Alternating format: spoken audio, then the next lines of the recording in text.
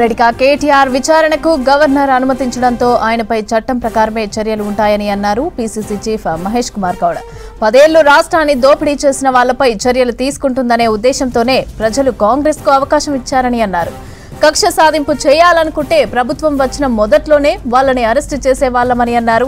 చట్టం ప్రకారమే ఫార్ములా ఈ రేస్ కేసులో ముందుకు వెళ్తామన్నారు.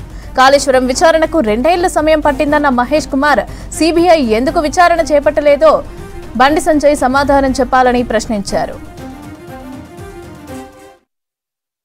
గత ఎన్నికల్లో వీరు వారికి సహకారం చేశారు.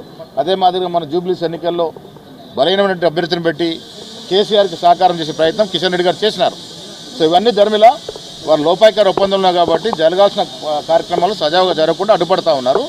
ఏది ఏమైనా కేటీఆర్ విషయంలో గవర్నరు పర్మిషన్ ఇచ్చారు కాబట్టి చట్టం పరిధిలో చట్టం లోబడి ఏ చర్య తీసుకోవాలో ఆ చర్యలు ఉంటాయి. బండి సంజయ్ గారు మాట్లాడే ముందు అవగతం చేసుకోవాలా, నీ పక్కన కేంద్ర కేబినెట్ మంత్రికి కేసీఆర్కి ఉన్నటువంటి దోస్తాన్ని ఫస్ట్ తెలుసుకుంటే నువ్వు చాలా మంచిది. ఏదేమున్నా కక్ష సాధింపు చర్య అనేది ఉంటే మేము ప్రభుత్వంలో వచ్చిన మొదట్లోనే అరెస్ట్ చేసేది కదా కేసీఆర్నో మన హరీష్ రావునో లేక కేటీఆర్నో.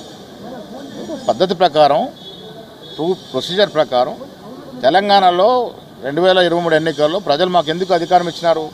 10 ఏళ్ళుగా యథేచ్ఛగా ప్రజాధనం దోపిడైంది కాబట్టి దాని మీద చర్యలు తీసుకుంటుంది కాంగ్రెస్ పార్టీ అని నమ్మకంతో ఇచ్చినారు.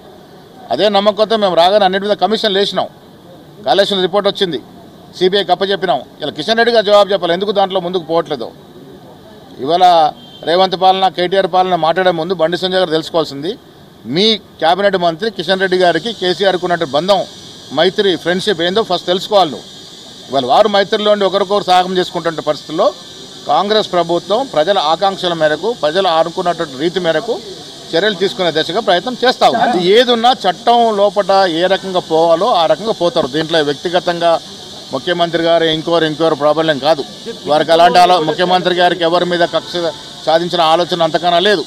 చట్టం పరిధిలో చట్టం ఏ పని చేయాలో ఆ పని చేస్తుంది. విచారణకు 2 ఏళ్ళు సమయం పట్టింది. కాళేశ్వరం విచారణ పూర్తయి రిపోర్ట్ వచ్చిన తర్వాత అసెంబ్లీలో దాన్ని టేబుల్ చేసి సిబిఐకి అప్పచెప్పడం జరిగింది. ఇలా సిబిఐ ఎందుకు యాక్ట్ చేయట్లేదో కేంద్ర మంత్రులు కిషన్ రెడ్డి ముఖ్యంగా బండి సంజయ్ చెప్పాలా.